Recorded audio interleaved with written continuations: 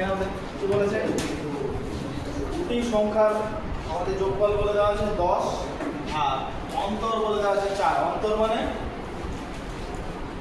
মানে কি রে?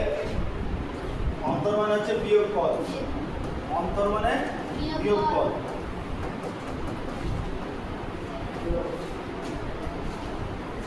অন্তর মানে হচ্ছে বিয়োগফল। তাহলে সংখ্যা দুটি আমি ধরি x ও y। সংখ্যা দুটি হলো x ও y। তাহলে আমাদের এখন এই বইয়ের মধ্যে বলে দেওয়া আছে কি, যে সংখ্যা দুটির যোগফল 10। তাহলে x প্লাস y সমান 10। আবার বলেছে যে সংখ্যা দুটির অন্তর 4। তাহলে x মাইনাস y সমান বলেছে 4। এটার আমরা নাম দিলাম 1 নম্বর, এটার আমরা নাম দিলাম 2 নম্বর। এবারে আমরা তাহলে 1 আর 2 যোগ করে দিই। তাহলে 1 নম্বর যোগ 2 নম্বর সমীকরণ।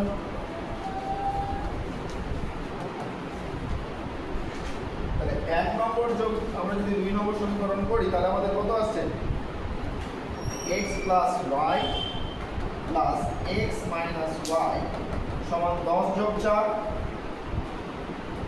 তাহলে x plus y plus x minus y সমান হচ্ছে 14। y কেটে গেল, 2x সমান হচ্ছে 14।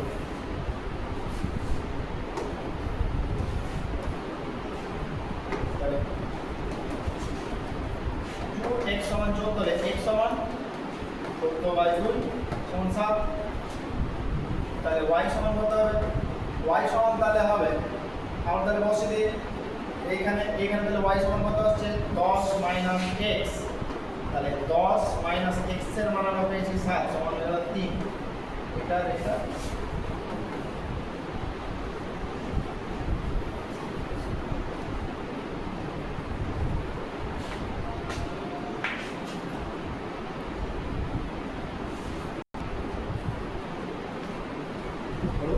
পরের অঙ্কে কি বলেছে, দুই ধরনের আমাদের এখানে শরবত বলে দেওয়া আছে।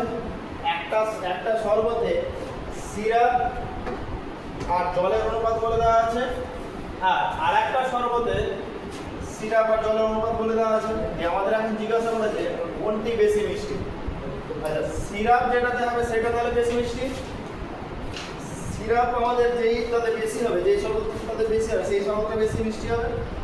তাহলে আমরা দেখি যে প্রথম শরবতে সিরাপের পরিমাণ তাহলে কত হচ্ছে। প্রথম শরবতে সিরাপের পরিমাণ, এই যে আমরা এখানে সিরাপের পরিমাণটা লিখবো, এটা আমরা আনুপাতিক ভাগ হারে লিখবো। কিসে লিখবো? আনুপাতিক ভাগ হারে। তাহলে এইখানে প্রথম শরবতে সিরাপ আর জলের অনুপাত কত ছিল, 3:5। তাহলে সিরাপ কতটা, 3। মোটটা আমাদের মোট কত পরিমাণ, 3 যোগ 5 সমান 8। তাহলে প্রথম শরবতে সিরাপের পরিমাণ কত হলো, 3/8। এবারে দ্বিতীয় শরবতে সিরাপের পরিমাণ তাহলে কত হচ্ছে, আবার সেই আনুপাতিক ভাগ লিখবো। কত আছে সিরাপ, 4, আর জল কত আছে, 7। তাহলে মোট পরিমাণটা জল আছে সিরাপটা মিশে গেল, আর উপরে সিরাপের পরিমাণ, তাহলে আমাদের কত হলো 4/11। এবারে আমাদের এইখানকার মধ্যে কোনটা বেশি মিষ্টি জিজ্ঞাসা করেছে। তাহলে এর আর এর মধ্যে কোনটা ছোট কোনটা বড় বের করলে হয়ে যাবে। তাহলে আমরা এখন এইখানে ভগ্নাংশ আছে, আমরা এখন তাহলে ছোট বড়টা বের করি। একটা হলো 3/8 আর আরেকটা হলো 4/11। আচ্ছা, এদের লসাগু কত? এদের লসাগু হচ্ছে 88। আমি এখন আর উপর নিচ সমান করতে আমি এখন যাচ্ছি না, আমি ডাইরেক্ট গুণ করে লিখে দিচ্ছি, ঠিক আছে। তাহলে 8 আর 11 আমরা যদি লসাগু বের করি, তাহলে 8 আর 11 লসাগু হচ্ছে 8 গুণিত 11 মানে হয়ে গেল 88। তাহলে গুণ 88, গুণ 88। 88 কে 11 দিয়ে কাটলাম পেলাম 8, 88 কে 8 দিয়ে কাটলাম পেলাম 11 সমান এখানে হচ্ছে 33, এইখানে হচ্ছে 32। তাহলে এইখানে আমাদের সবথেকে বড় আমাদের কি আছে, এই মিশ্রণটা। সবথেকে বেশি আমাদের সিরাপের পরিমাণ। তাহলে এখানে আমরা তাহলে বলতে পারি যে এইখানে 3:8 greater than 4/11, তাহলে অতএব প্রথম সর্বোচ্চ বেশি বৃষ্টি, প্রথম সর্বোচ্চ বেশি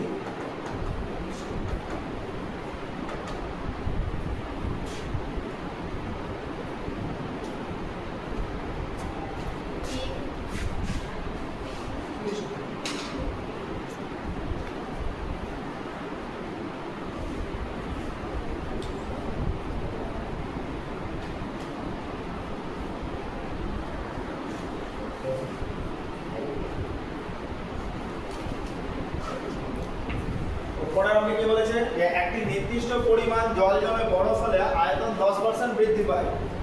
এখন ওই বরফটা পুনরায় যদি জলে পরিণত হয় তাহলে আয়তন শতকরা কত কমবে? এবারে তাহলে এখানে আমরা দেখি। আচ্ছা, প্রথমে বলেছে জল আমাদের জলটা আমাদের গলে কি হিসেবে পরিণত হয়েছে? বরফে।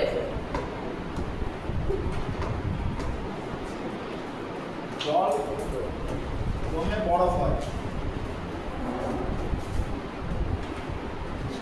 তাহলে জল যদি থাকে 100, এইখানে আমাদের কি বলেছে আয়তন বৃদ্ধি হয় 10%, তাহলে যেই জলের আয়তন 100 সেই জলটা যখন আমাদের জমছে সেটা জমে কত হচ্ছে বরফে? 110। এইবারে তাহলে বলেছে যে ওই 110টাই আবার যখন আমাদের যখন হচ্ছে গলে যাচ্ছে তখন আমাদের কত পরিমাণ জল হচ্ছে? 100। সেম এইবারে আমাদেরকে বলেছে যে শতকরা আয়তন তাহলে কত হবে, মানে 100 পরিমাণ যদি বরফ থাকে তাহলে পরে তখন আমাদের জল কতটা হবে? হ্যাঁ, এতদিন পর্যন্ত আমরা ঐকিক নিয়মটা আমরা করেছি, প্লেন সোজাভাবেই করেছি। একদিকে মানুষ লিখতাম, একদিকে দিন লিখতাম, লিখে আমরা করতাম যে 12 জন মানুষ একটা কাজ 9 দিনে শেষ করে, তাহলে 18 জন মানুষ সেই কাজটা কতদিনে করবে। আমরা এবারে উল্টে দিয়েছি, আমরা চাইলে আমরা এটা সোজা করে লিখতে পারি। সোজা করে তাহলে আমরা লিখি একবার, দেখি বরফ জল 110 গ্রাম, বরফ 100 গ্রাম জল, তাহলে 100 গ্রাম হতে পারে কতটা হবে? তাহলে এখানে আমরা লিখি 110 গ্রাম বরফ গলে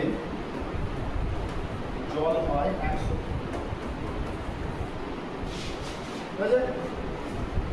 এবারে তাহলে 1 গ্রাম যদি কমে তাহলে 1 গ্রামে তাহলে কতটা হবে? 100/110। এইবারে বলেছে যে তাহলে বরফটা যদি 100 গ্রামের হয় তাহলে বলে কতটা পরিমাণে হবে? 100 নিচে 110 গুণ হচ্ছে 100, এই শূন্য কাটলাম, সমান পেলাম 1000/11। আচ্ছা, তাহলে 100 গ্রাম বরফটা যখন আমাদের গলে গেল তখন আমাদের জল কতটা হলো? 1000/11। তাহলে এখন আমাদের শতকরা জল তাহলে কত কমছে? শতকরা জল কমে ছিল আগে কত? 100, কমে হয়েছে কত? 1000/11। তাহলে আমাদের কতটা কমছে? তাহলে কমছে 100 গুণ 11 বিয়োগ 1000 নিচে 11 সমান 100/11 সমান 9 পূর্ণ 1-11।